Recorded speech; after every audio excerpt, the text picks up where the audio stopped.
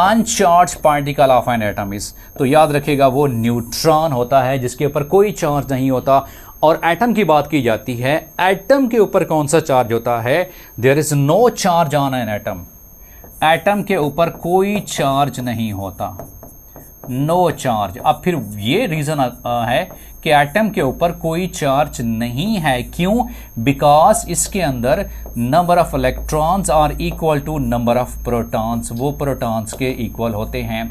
या फिर इलेक्ट्रॉन के ऊपर चार्ज कौन सा होता है? नेगेटिव चार्ज होता है, प्रोटॉन पे चार्ज होता है positive. So negative and positive charges are equal in an atom, that is why atom is said to be a neutral particle, कि एटम के ऊपर कोई चार्ज नहीं होता। और जब सब एटॉमिक पार्टिकल्स की बात की जाती है, अक्सर का ये सवाल पूछा जाता है कि सब एटॉमिक पार्टिकल्स,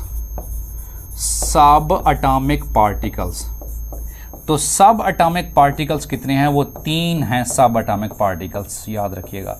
सब का मतलब होता है स्मॉल, छोटा, तो एटम के जो छोटे पार्टिकल्स हैं वो सब एटॉमिक पार्टिकल्स 3 हैं बेसिकली। वो कौन से हैं?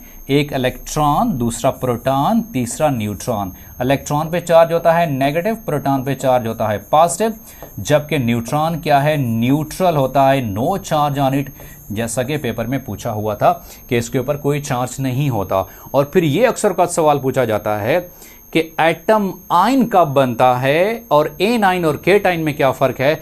तो याद रखिएगा, एटम न्यूट्रल होता है, तो जो नेगेटिव आयन होता है बेटा उसको नाम देते हैं एन आयन का नाम देते हैं। और anion is form by the addition of electron by the gain of electron. और जो केट आयन होता है it is form by the loss of electron, ये इलेक्ट्रॉन के लॉस करने से बनता है। जो पॉजिटिव चार्ज होता है, पॉजिटिव आयन होता है, उसे नाम देते हैं केट आयन का नाम देते हैं बेटा।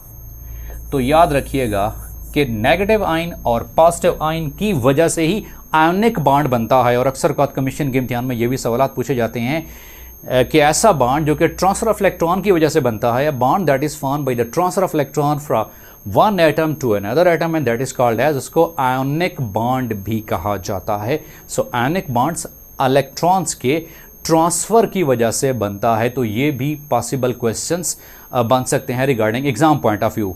अगर आप हमारी रेगुलर और कंसेप्चुअल क्लासेस ज्वाइन करना चाहते हैं तो नीचे दिए गए व्हाट्सएप नंबर पे आप कांटेक्ट कर सकते हैं।